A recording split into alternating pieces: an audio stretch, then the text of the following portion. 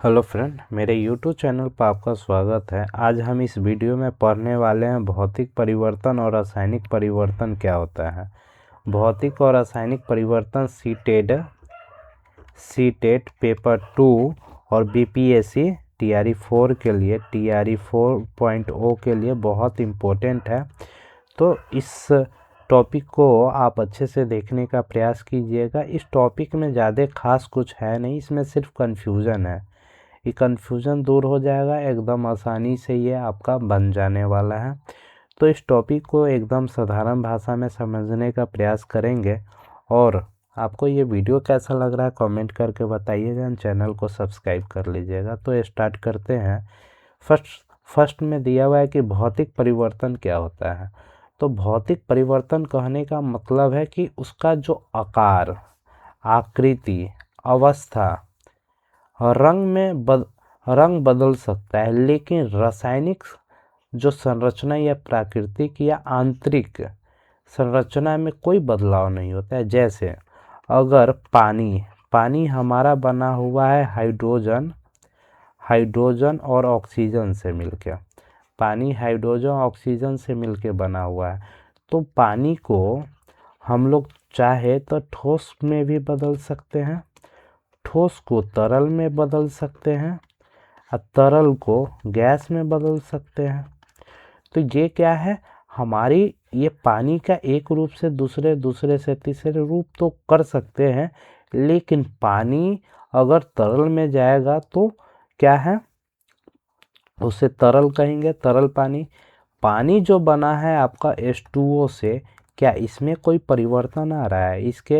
इसकी संरचना में, आकार में, अवस्था में परिवर्तन आ रहा है, लेकिन उसकी रासायनिक जो प्राकृतिक है उसमें कोई परिवर्तन है नहीं है।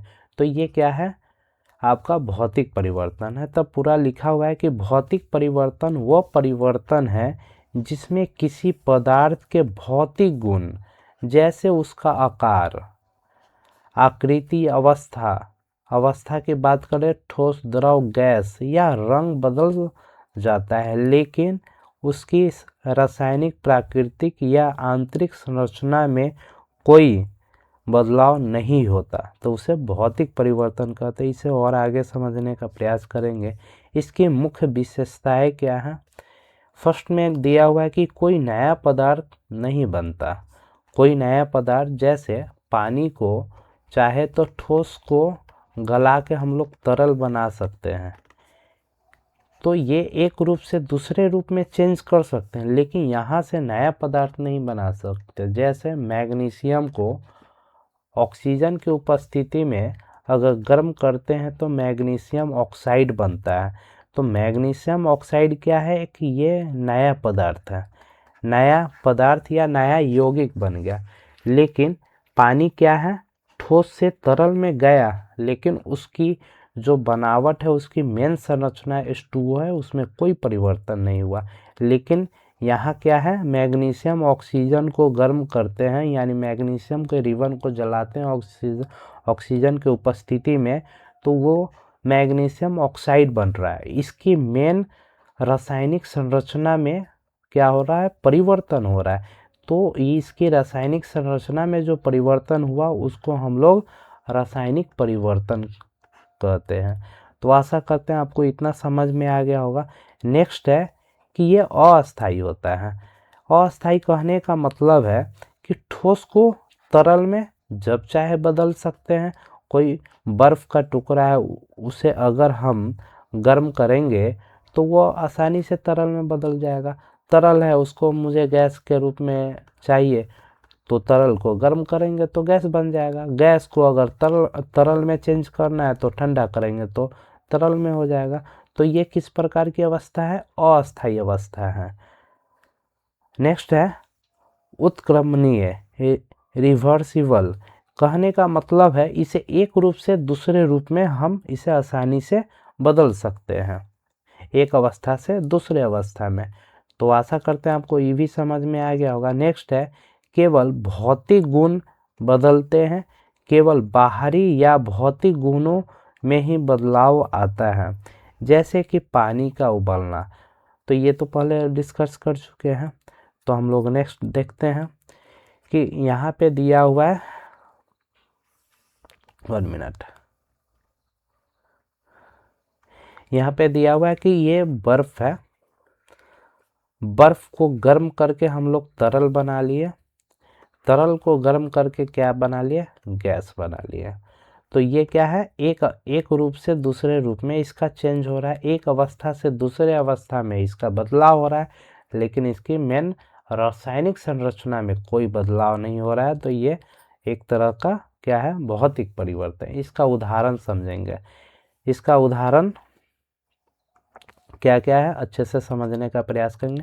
जैसे पानी की अवस्था, यानी पानी की अवस्था में कौन कौन सा परिवर्तन होता है, इसका 3-4 परिवर्तन दिया हुआ है, उसके बारे में ये कह रहा है कि पानी की अवस्था बदलना, इसके बारे में जानकारी लेंगे। फर्स्ट है बर्फ का पिघलना। बर्फ क्या है, हमारा ठोस है, पिघल किस में रहा है, तरल में या द्रव में। तो यही कह रहा है कि बर्फ का पिघलना यानी ठोस से द्रव में। फर्स्ट आशा करते हैं समझ में आ गया होगा। नेक्स्ट है पानी का उबलना और भाप बनना, यानी पानी क्या है, यहाँ तरल है, तरल को गर्म करते हैं तो क्या बनता है, गैस, गैस को ही तो भाप कहते हैं। तो द्रव से क्या है, गैस में इसका परिवर्तन होना, तो भौतिक परिवर्तन। नेक्स्ट है भाप का संघनित होना और पानी बनना। संघनित मतलब भाप को ठंडा होकर वो तरल में उसका रूप चेंज होता है, तो ये क्या है, गैस से द्रव में बदलना, भौतिक परिवर्तन। कागज का फाड़ना काटना भौतिक परिवर्तन है, किसी फल को काटना या छील देना भौतिक परिवर्तन है।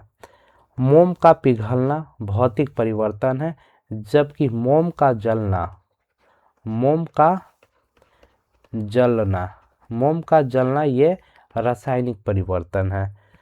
कोई भी चीज़ जो भी जलेगा वो डायरेक्ट रासायनिक परिवर्तन होगा, तो इतना आप याद रखिएगा। नेक्स्ट है कि चीनी या नमक का पानी में घुलना। चीनी को क्या करते हैं, पानी में घोलते हैं, तो चाहे तो पानी को भाप करके हम चीनी प्राप्त कर सकते हैं। तो ये कौन सा है, भौतिक परिवर्तन। नेक्स्ट है धातु के तार को मोड़ना या खींचना। किसी भी धातु के तार को मोड़िए, खींचिए, कुछ भी कीजिए, क्या उसकी मेन संरचना में उसका वो जिस चीज़ से बना उसमें कोई बदलाव आ रहा है, नहीं। तो ये हमारा क्या है, भौतिक परिवर्तन है। नेक्स्ट है रासायनिक परिवर्तन। रासायनिक परिवर्तन कह रहा है कि रासायनिक परिवर्तन वो परिवर्तन है जिसमें एक या एक से अधिक पदार्थ आपस में क्रिया करके नए पदार्थ बनते हैं। कहने का मतलब है कि ऑक्सीजन और हाइड्रोजन मिल के क्या बनता है, H2O, जल बनाते हैं। तो वही कह रहा है कि इसमें एक या एक से अधिक पदार्थ आपस में मिलकर नए पदार्थ बनते हैं, उसे रासायनिक गुणधर्म या आंतरिक संरचना मूल पदार्थ से जुड़ी पूरी तरह से भिन्न होते हैं। तो आशा करते हैं आपको इतना समझ में आ गया होगा। इसे और अच्छे से समझेंगे आगे। इसकी मुख्य विशेषताएं क्या है, ये इसमें नया पदार्थ बनता है। जैसे बोले थे कि मैग्नीशियम को अगर ऑक्सीजन के सामने जलाएंगे तो मैग्नीशियम ऑक्साइड ही बनेगा। तो इसकी क्या है, मूल संरचना में परिवर्तन हो गया, तो ये क्या बन गया, मैग्नीशियम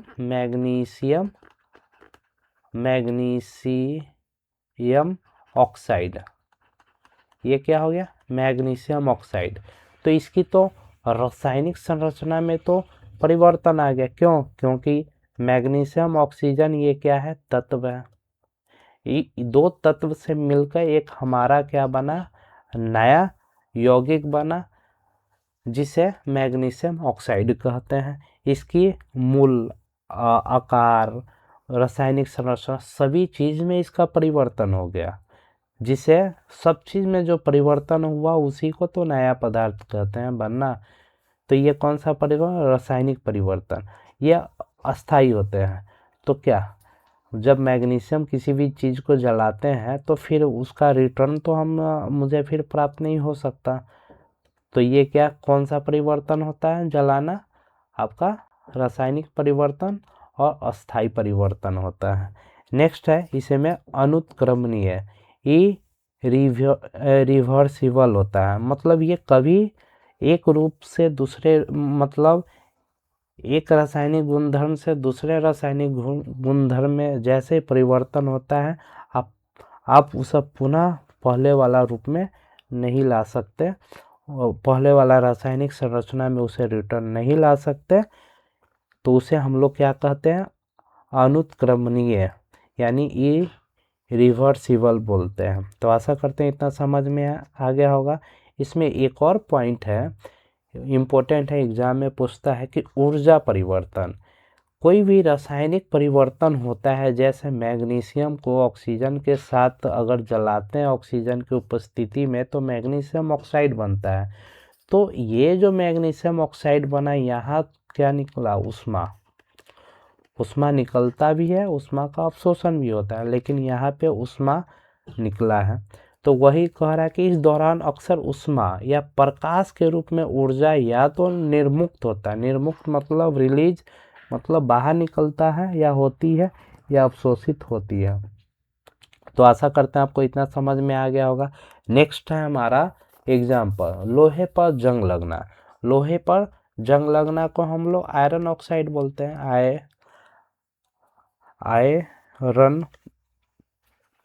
आयरन ऑक्साइड बोलते हैं।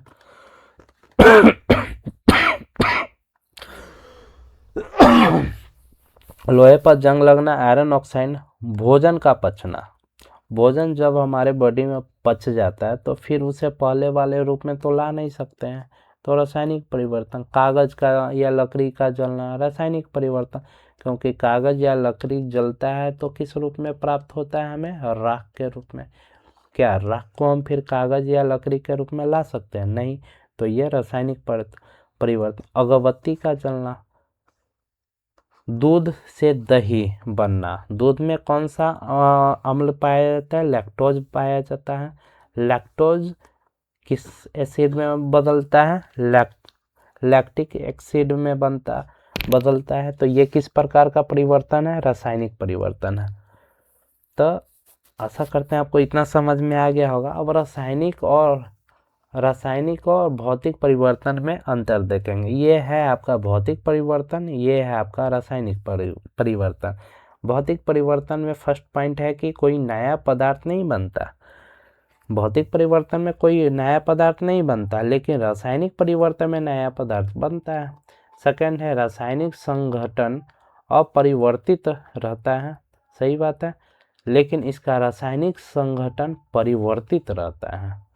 रासायनिक संघटन क्या है, इसका परिवर्तित रहता है। तीसरा है उत्क्रमणीय होता है, रिवर्सिबल होता है। और रासायनिक परिवर्तन क्या होता है, अनुत्क्रमणीय होता है, इरिवर्सिबल होता है। इसका उदाहरण देखेंगे, पानी का बर्फ बनना या कागज का जलना, ये सब भौतिक परिवर्तन। यहाँ पे क्या है, जंग लगना, भोजन पकना, मोमबत्ती का जलना, रासायनिक परिवर्तन। आशा करते हैं कि आपको इतना समझ में आ गया होगा और ये वीडियो आपको बहुत अच्छा लगा होगा।